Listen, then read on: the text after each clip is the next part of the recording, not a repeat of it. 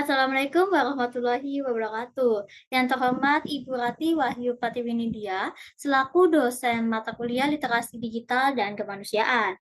Perkenalkan, nama saya Radinia Cisminerarjo dari Akuntansi A angkatan 2022. Baik, di sini saya akan menjelaskan mengenai manfaat dan dampak positif dari literasi digital. Baik, baik, dampak positif dan manfaat dari literasi digital. Yang pertama, saya akan menjelaskan mengenai apa itu literasi digital. Jadi, literasi itu sangat relevan dengan era di mana hidup manusia banyak dikuasai oleh teknologi informasi, yaitu literasi digital. Nah, secara umum, menguasai literasi digital berarti paham bagaimana memanfaatkan informasi dalam kanal digital. Nah, literasi digital adalah kemampuan untuk memahami dan memakai informasi dari berbagai sumber yang bisa diakses melalui komputer. Nah, salah satu komponen dalam lingkungan belajar dan akademis yaitu literasi digital. Nah, penerapan literasi digital dapat membuat masyarakat menjadi jauh lebih baik dan bijak dalam menggunakan serta mengakses teknologi. Nah, dalam bidang teknologi, khususnya informasi dan komunikasi, literasi digital berkaitan dengan kemampuan dari penggunanya. Nah, kemampuannya yaitu untuk menggunakan teknologi dengan sebijak mungkin demi menciptakan interaksi dan komunikasi yang positif. Nah, literasi digital ini memiliki 4 prinsip dasar. Yang pertama yaitu pemahaman. Nah, pemahaman di sini artinya masyarakat memiliki kemampuan untuk memahami informasi yang diberikan media, baik secara implisit ataupun eksplisit. Yang kedua itu adalah saling ketergantungan. Nah, artinya antara media yang satu dengan media yang lain itu saling bergantungan dan berhubungan. Nah, media yang ada itu harus saling berdampingan serta melengkapi antara satu sama lain. Yang ketiga yaitu faktor sosial. Nah, artinya media saling berbagi pesan ataupun informasi kepada masyarakat. Karena keberhasilan jangka panjang media itu ditentukan oleh pembagi atau penerima informasi. Dan yang keempat yaitu kurasi. Artinya masyarakat ini memiliki kemampuan untuk mengakses, memahami, serta menyimpan informasi untuk dibaca di lain hari. Nah, kurasi juga termasuk kemampuan jadi kurasi juga termasuk kemampuan bekerja sama untuk mencari, mengumpulkan, serta mengorganisasi informasi yang dinilai berguna. Tantangan literasi digital. Jadi literasi digital ini memiliki dua tantangan. Nah, yang harus dihadapi. Nah, tantangan ini bisa diatasi dengan menerapkan literasi digital dalam penggunaan teknologi informasi dan komunikasi. Baik, berikut ini adalah penjelasannya. Tantangan yang pertama yaitu arus informasi yang banyak. Nah, ini merupakan tantangan yang paling kuat dan juga banyak. Artinya, masyarakat ini terlalu banyak menerima informasi di saat yang bersamaan. Nah, maka dari itu, literasi digital ini sangat berperan penting dalam mencari, menemukan, dan juga memilah serta memahami informasi yang benar, akurat, dan juga tepat. Yang kedua yaitu konten negatif. Nah, konten negatif ini menjadi salah satu tantangan era literasi digital. Contohnya itu seperti ini, yaitu ada konten pornografi, isu sara, dan juga lainnya. Nah, kemampuan individu dalam akses internet, khususnya teknologi informasi dan komunikasi, harus dibarengi dengan adanya literasi digital, sehingga individu ini bisa mengetahui mana konten yang positif dan juga mana konten yang negatif dan tidak layak untuk dicari tahu ataupun disebarluaskan informasinya. Oke, nah literasi digital ini memiliki manfaat dan juga ada beberapa contoh penerapannya.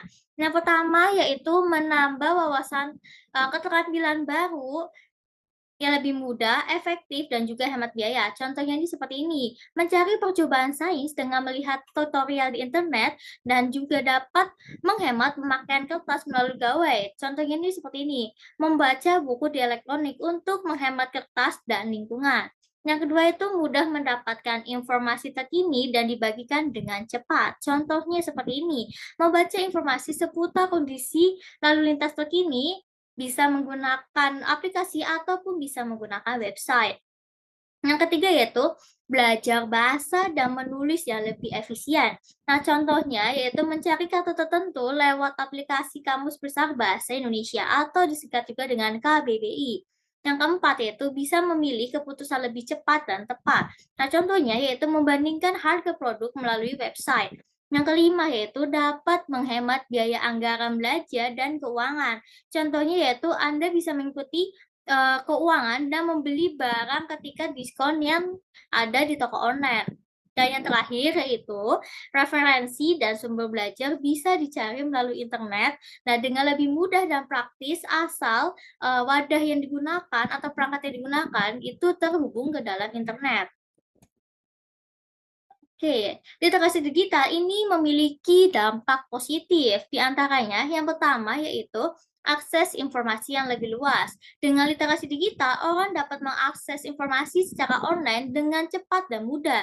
Nah, mereka dapat mencari berbagai macam pengetahuan, berita, riset, dan sumber daya lainnya yang relevan dengan minat dan juga kebutuhannya. Yang kedua yaitu pengembangan keterampilan. Nah, literasi digital ini melibatkan keterampilan seperti pencarian informasi, evaluasi sumber daya, analisis data, dan juga pemecahan masalah. Nah, dengan mengembangkan keterampilan ini, individu dapat menjadi lebih terampil dan menggunakan teknologi digital dengan mengoptimalkan manfaat yang diperolehnya. Yang ketiga yaitu komunikasi dan kolaborasi yang baik. Nah, literasi digital memungkinkan orang untuk berkomunikasi dan berkolaborasi dengan orang-orang lain secara online. Nah, mereka ini dapat menggunakan media sosial ataupun platform pesan dan alat komunikasi lainnya untuk berbagi ide, bekerja sama dalam proyek, dan terhubung dengan komunitas yang berbagi minat. Yang keempat yaitu pemberdayaan individu dan masyarakat. Literasi digital membantu individu dan masyarakat menjadi lebih berdaya dalam dunia digital. Nah, mereka dapat mengambil kendali atas informasi yang mereka konsumsi dan berpartisipasi dalam diskusi online, serta dapat mengadvokasi isu-isu yang penting, serta juga bisa memanfaatkan peluang yang ditawarkan oleh teknologi digital. Yang kelima yaitu kemajuan pendidikan. Nah, literasi digital juga berkontribusi pada kemajuan pendidikan. Guru dan siswa ini dapat menggunakan teknologi digital untuk meningkatkan metode pengajaran dan pembelajaran. Nah, siswa dapat mengakses sumber belajar tambahan, berpartisipasi dalam diskusi online, serta mengembangkan keterampilan relevan dengan dunia digital. Dan yang terakhir yaitu kesempatan ekonomi. Nah, literasi digital membuka pintu bagi kesempatan ekonomi. Nah, orang yang memiliki digital dapat mengeksplorasi Orang yang memiliki keterampilan digital ini dapat mengeksplorasi pekerjaan dan peluang bisnis online. Nah, mereka dapat mencari pekerjaan, memasarkan produk ataupun jasa, serta mengembangkan keterampilan yang dapat meningkatkan kesejahteraan ekonominya. Baik, bagaimana kondisi literasi digital di Indonesia? Nah, berdasarkan data dari Kementerian Komunikasi dan Informatika atau disingkat juga dengan Kemenkominfo, selama periode Agustus tahun 2019 sampai dengan Agustus tahun 2021 ada 8.878 temuan isu hoaks. Selain itu, literasi digital memainkan peran penting untuk mengoptimalkan potensi ekonomi digital nasional. Namun, masih ada pekerjaan rumah untuk mendorong daya saing digital dan menyiapkan masyarakat dalam menghadapi transformasi digital. Nah, berdasarkan data digital, Competitiveness Index tahun 2020 misalnya, posisi Indonesia masih berada di urutan 56 dari 63 negara. Maka dari itu, masyarakat Indonesia wajib memanfaatkan pengembangan dari teknologi dan dibarengi dengan literasi digital. Hal tersebut dikarenakan supaya